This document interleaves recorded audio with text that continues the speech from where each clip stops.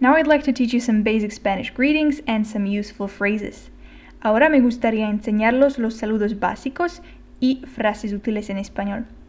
So, in English, the same way as in Spanish, we have some time-dependent greetings, so these depend on the time of the day when you're saying them, and then some universal greetings which you can say anytime during the day.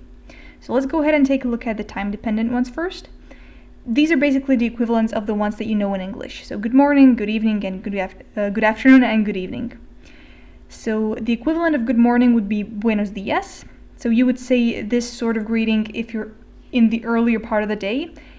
Even though día, if it's standing by itself, it means day. But this is used as an equivalent of good morning. Then good afternoon would be buenas tardes. And good night would be, or good evening would be buenas noches. So buenas noches could be used as if you meet someone and you want to greet them and it's late at night, or if you're saying sweet dreams to someone if they're going to sleep. So this works for both good evening and good night. You may have noticed that we have an O right here in this word buenos and then two A's in the buenas. And the reason for that is that we have different genders of the words that follow the adjective. So día, el día, is of masculine gender, therefore we have to have an O in the adjective, or the adjective has to also be masculine.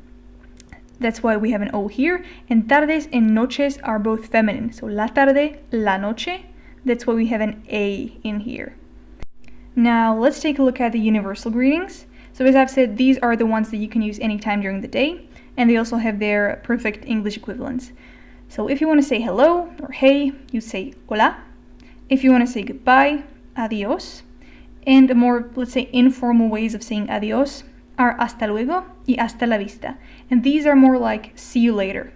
Hasta luego basically in translations means until next time, and hasta la vista means until we see each other again. This is actually very famous from an unnamed American movie, so you might find using this funny, but it actually is being used in Spanish-speaking countries. Okay, so these were the greetings, and let's go ahead and take a look at the useful phrases. So these are the three probably most basic phrases that you might want to hear when someone is starting a conversation with you, or that you might want to use if you are starting a conversation in Spanish. So the first one is, ¿Cómo te llamas? Me llamo. This means, what's your name? My name is. Then the other one is an equivalent of how are you or what's up. So ¿qué tal is more like what's up, and ¿cómo estás is how are you. You can see that I have the S right here in brackets. The reason for that is that you can be asking this to different persons or to people who are in a different position towards you. So ¿cómo estás with an S right here, you would ask that to your friend or to someone who you call by their name. And ¿cómo está would be if you're trying to be more polite. So you would say this, or you would ask this to a person that, let's say, is older than you or has more authority, or someone who you respect, someone who you would call Mr. or Mrs. or Madame, so someone who you would not address by their name. So this is like a more formal, more polite way of asking how are you.